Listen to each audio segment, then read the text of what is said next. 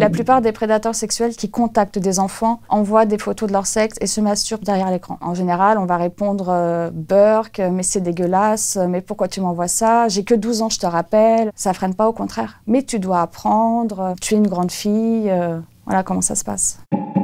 Nous sommes sur les réseaux sociaux en tant qu'enfants virtuels et nous conversons avec des pédocriminels. Donc ce sont des conversations à teneur sexuelle, on reçoit des photos de pénis en érection, on reçoit des vidéos de masturbation, on reçoit des fichiers pornographiques, des fichiers zoophiles qui sont censés être destinés à de véritables enfants. On a environ une quinzaine d'enfants sur la toile. On utilise nos propres photos avec un filtre rajeunissant pour ne pas être accusé d'usurpation d'identité ou d'atteinte de droit à l'image. On converse avec ces pédocriminels qui nous font en premier lieu une demande d'amis. On ne fait aucune incitation pour ne pas être accusé de provocation au délit. On ne peut pas divulguer l'identité du présumé pédocriminel ainsi que les échanges obtenus. Une fois qu'on a assez d'éléments, on monte un dossier et on envoie un signalement aux autorités compétentes. Au départ, lorsqu'on mettait un enfant virtuel en ligne, il était alpagué en quelques minutes, en quelques heures par des dizaines d'adultes et très vite les conversations étaient à teneur sexuelle. Je vais te lécher la comment sont tes seins, je vais mettre mon pénis dans ta faire du bien en permanence, tous les jours, adressé à des mineurs, à des enfants. Alors aujourd'hui, ça s'est calmé.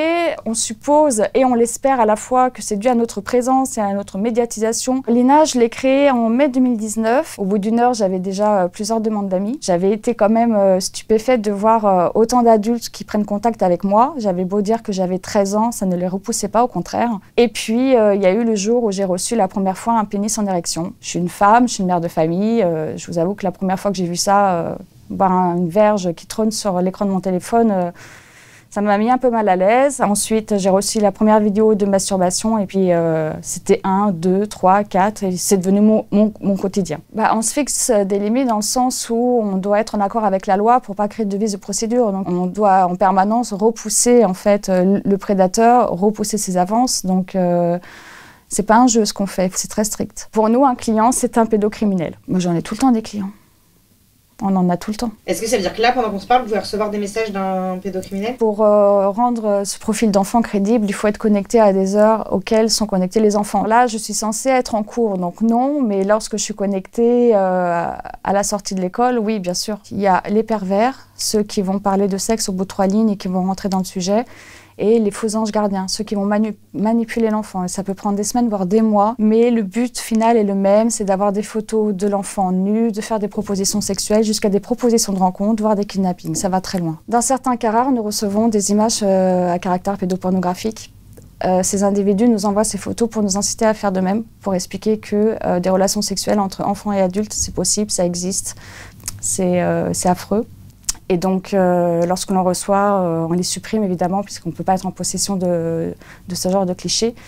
Et ce sont des signalements qu'on envoie en urgence. Lorsque j'ai commencé, je parlais avec 1, 2, 3, 4, et puis après, j'avais 20 conversations en même temps.